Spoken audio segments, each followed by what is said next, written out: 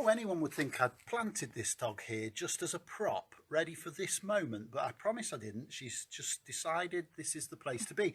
Good morning and welcome to Westdale Lane Baptist Church this morning. I wanted to start outside just because it's beautiful. There is another reason for wanting to start outside that I'll come to shortly, because it's about these plants, forget-me-nots. Is that right? Yeah, those of you who are gardeners will know. I'm not a gardener. But before we come to that, just let me welcome you. It's great that we can join together this morning as Westdale Lane Baptist Church.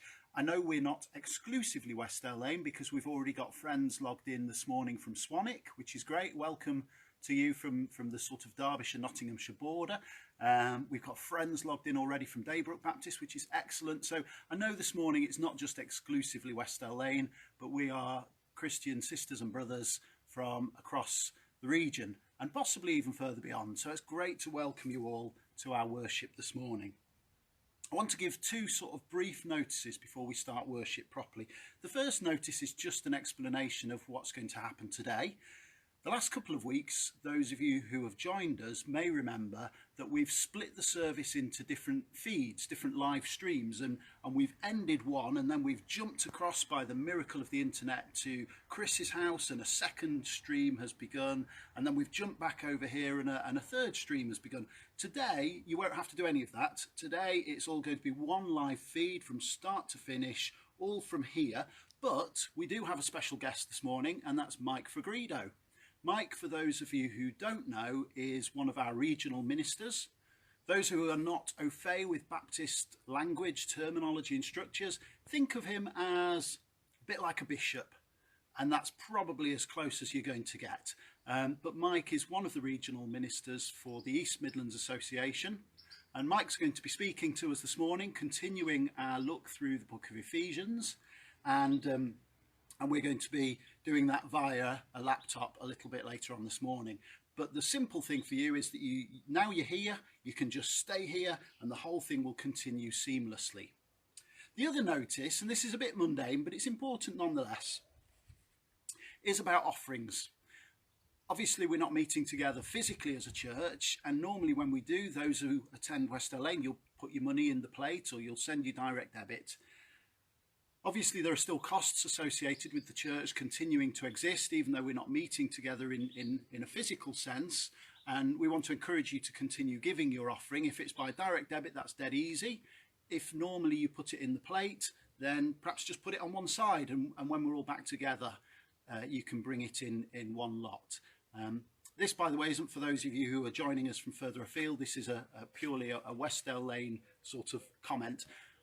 Some of you use envelopes, the little envelopes that you put your offering in. They're numbered and they come in, and we match it up. For those of you who gift aid, we can match it up and claim your gift aid. Andy got in touch with me yesterday to say that the new envelopes have arrived, and for those of you who like to use the envelopes, and particularly at this time, they might be helpful for you to put your offering one side each week. Those new envelopes are available to collect, but of course we want to do that safely. So if you want to use envelopes, then Andy is going to pop them on a table. It will be unstaffed, so there's no need to worry about being in close contact with anybody. He's going to pop them on a table under the canopy outside the front of Westdale Lane Baptist Church next Saturday morning between 10 and 12. And all you need to do is come through the car park, head towards the door, and you'll see a table, grab a box of envelopes. Those of you who have historically had envelopes with particular numbers on, Andy knows what your number is and he's going to pop your name on the box. So come and find the box with your name on and take it. If it doesn't have a name on, it's there for anyone who wants to take, and you can take your box of envelopes and continue your giving that way. So that's next Saturday between 10 and 12, and just come and help yourself. Just be mindful to give others that might be there at the same time a bit of distance, so that you're not all kind of crowding around the table at the same time. If you're not able to get there, let Andy know and we might be able to find other ways of getting those to you. So that's the notices you'll be pleased to hear. Let's think about this morning, and let's think about worship. Why have I come and perched myself uncomfortably on this planter next to these forget-me-nots? Well, I've been watching our flower bed grow over the last few weeks. We're not very good at tending flower beds. We don't have a very sort of pristine, prim and proper area of bedding that's all organised. It is fairly wild, but I love these forget-me-nots, and they're kind of spreading. You know, every year we get more of them, and they're filling up the space, and I think they're amazing. And I said to Sarah the other day, what are they? She said, they're forget-me-nots. I then promptly forgot and went and looked up peonies. I've no idea why. Forget-me-nots. And I said, well, what are they? Are they a weed? And she said, well, they're a wildflower. And that got me thinking. I was thinking, well, a wildflower is kind of like a weed, isn't it, really? And that got me thinking about language of weeds. And I was remembering as a child, a weed was an insult. You know, if you were a weed, you were probably a bit puny, you were probably a bit weak, you were thought to be insignificant, a bit pointless, really, if you were a weed.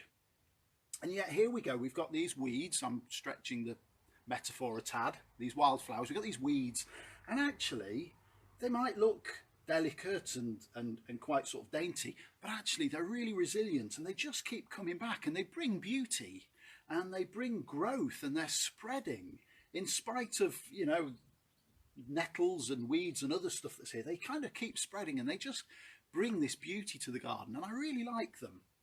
And it got me thinking about our place in the world. And sometimes we can feel like a weed. We can feel a bit out of place. We can feel puny. We can feel a bit helpless, or a bit worthless, or a bit weak and insignificant.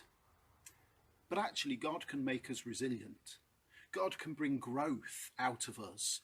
And through us, God can bring beauty to the world. God enhances the world by our presence in it. Isn't that amazing?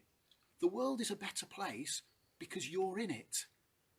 Dare say even the world's a better place because I'm in it. But just like these forget-me-nots, we have an opportunity to grow and to spread and bring beauty to the world, and bring a sign of God's promise and God's love to the world. So that was the real reason for starting out here this morning, just to kind of get our hearts and our minds thinking this morning about what God can do with us when we're prepared to be part of his created order. We're going to sing together, so follow me back in the house. I'd love to stay out here and do the service, but I'd love to stay out here, but we decided we couldn't get the piano out of the door. So I'm afraid we're back in the house for the rest of it.